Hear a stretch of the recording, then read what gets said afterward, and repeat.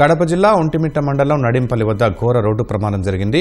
RTC bus Bolero వాహనాన్ని వేగంగా వచ్చిన జీపు ఢీకొంది. ఈ దుర్ఘటనలో జీపులో ఉన్న 3 వ్యక్తులు అక్కడికక్కడే మృతి చెందారు. మరింత సమాచారం మా ప్రతినిధి మురళిని అడిగి తెలుసుకుందాం. మురళి, ప్రమాదంలో ఎంతమంది గాయపడ్డారు? మీ దగ్గర ఉన్న సమాచారం ఏంటి? శర్మ, కడప జిల్లా ఒంటిమిట్ట మండలం నడింపల్లి వద్ద ఘోర రోడ్డు ప్రమాదం సంభవించింది. 3 వాహనాలు వేగంగా ఢీకొన్నటువంటి ఈ ఘటనలో 3 వ్యక్తులు అక్కడికక్కడే మృతి చెందగా మరో 2 తీవ్రంగా గాయపడి కడప రిమ్స్ ఆసుపత్రికి తరలించారు. తిరుపతి వైపు నుంచి వస్తున్నటువంటి స్కార్పియో వాహనం అత్యంత వేగంగా దాదాపు 120 కిలోమీటర్ల నుంచి 150 కిలోమీటర్ల వేగంతో వస్తున్నట్లు కూడా అక్కడ ఉన్నటువంటి పోలీసులు ప్రాథమికంగా గుర్తించారు.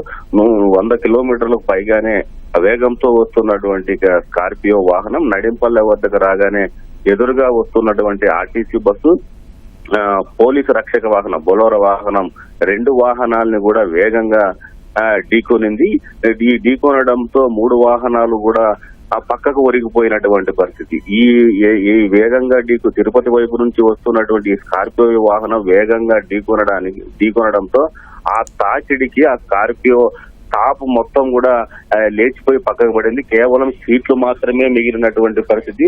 ఆ స్కార్పియో వాహనంలో ఉన్నటువంటి 3 వ్యక్తులు తలలు కూడా ఛిద్రమైపోయి మెదడంతడు కూడా బయటకు వచ్చినటువంటి దయనీయమైనటువంటి పరిస్థితి అక్కడ కనిపించింది. ఆ వాహనంలో ఉన్నటువంటి 3 వ్యక్తులు కూడా అక్కడికక్కడే ప్రాణాలు కోల్పోయారు.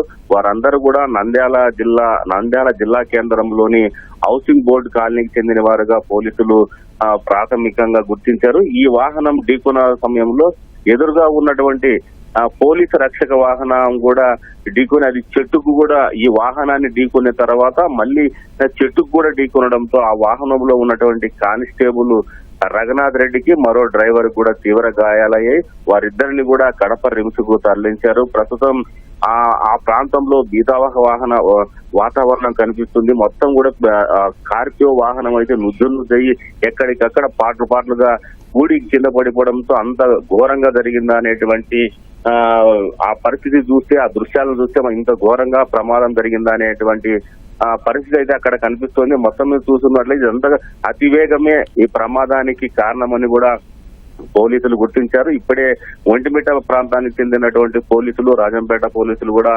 సంఘటనా స్థలానికి చేరుకుని క్షతగాత్రులు ఎవరైతే గాయపడ్డారో వారిని 108 వాహనంలో కడప రిమ్స్ కు తరలించారు. ఈ చనిపోయినటువంటి 3 మృతదేహాలను కూడా రాజంపేట ప్రభుత్వ ఆసుపత్రికి తరలించేందుకు ప్రయత్నాలు చేస్తున్నారు. అయితే వాళ్ళ పేర్లు ఏంటి అనేది కూడా ఇంకా ఆరాధిస్తున్నారు. ప్రాథమికంగా వాళ్ళ దగ్గర ఉన్నటువంటి సమాచారం మేరకు ఇది నంద్యాల జిల్లా కేంద్రానికి చెందినటువంటి వారిగా ప్రాథమికంగా గుర్తించారు. వారి పేర్లు వివరాలను కూడా కనుక్కునే పనిలో పోలీసు యంత్రాంగం ఉంది. శర్మ.